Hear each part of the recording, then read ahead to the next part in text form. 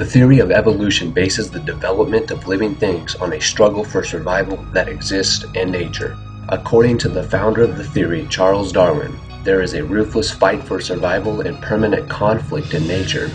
The strong invariably eliminate the weak, and progress is only possible in this way. Darwinism longs for a world in which human beings live and behave like animals. When this Darwinist law of the jungle is applied to societies, conflict and war between races and nations are inevitable. War, killing, mass murder, and barbarity in many parts of the world assumed a scientific guise, and the 20th century was one of pain and ruthlessness.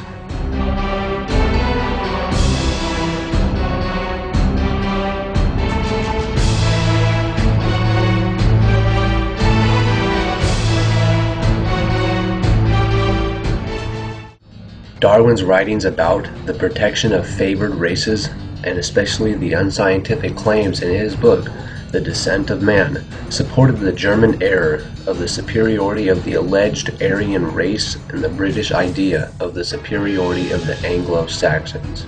The mass murder of approximately 40 million people by the Nazis and their racially driven program of systematic genocide during the Second World War, former apartheid system in South Africa, and the racial discrimination against black people in the USA, and the Aboriginal peoples in Australia all drew strength from the support that Darwinism supposedly provided for racism.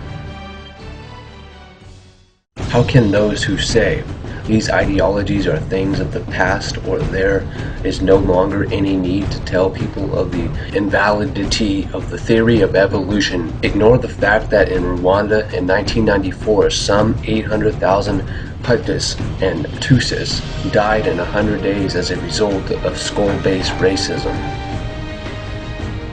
The roots of the Rwandan genocide go back to the Belgian colonization of the country in the wake of World War I. It was claimed in those days, on the supposed scientific basis of Darwin's theory of evolution, that the people living in the region of Rwanda were an immediate race between the Aryan race and Negroes, who were regarded as an inferior race. Skull measurements were taken. Common linguistic, traditional, and ethnic similarities between the Rwandan Hutus and Tutsis were ignored, and an artificial policy of racial discrimination was followed. In order to foment the racial discrimination, Belgian administrators enforced ethnic identity cards and gave everyone a card on which his or her ethnicity was written. This radically based practices between Hutus and Tutsis from 1930 to 1994 brought the background conflict in the country to a peak. And despite a concerted last-minute UN intervention in 1994, 800,000 Rwandans lost their lives in just 100 days. The documentary Shake Hands with the Devil, The Journey of Romero Dallaire, in which the commander of the UN Peace Force during the genocide describes those events, describes how the racism in the region was supported by Darwinist circles. People growing up learning certain mythologies about themselves and their neighbors. And all the Hutu grew up, often in church-sponsored schools, learning that the Tutsi were different and probably alien. The problem that essentially was created by the Belgians, who had this country as a colony, through their whole ethnicity exercise, and their anthropologists who had gone on a wild spree of idiotic theories and sizes of heads and this and that. And the administrators included the ethnicity on the ID cards. And that then splits the country and identifies you as elements of difference. I understand the intense ethnic hatreds weren't really in the soul of Hutu and Tutsi, but were stoked and encouraged by the imperial powers over the years. According to social Darwinism, people's skulls need to be measured, and classifications made on that basis. Under the twisted way of thinking, members of supposed inferior classes must be ruthlessly eliminated and exploited.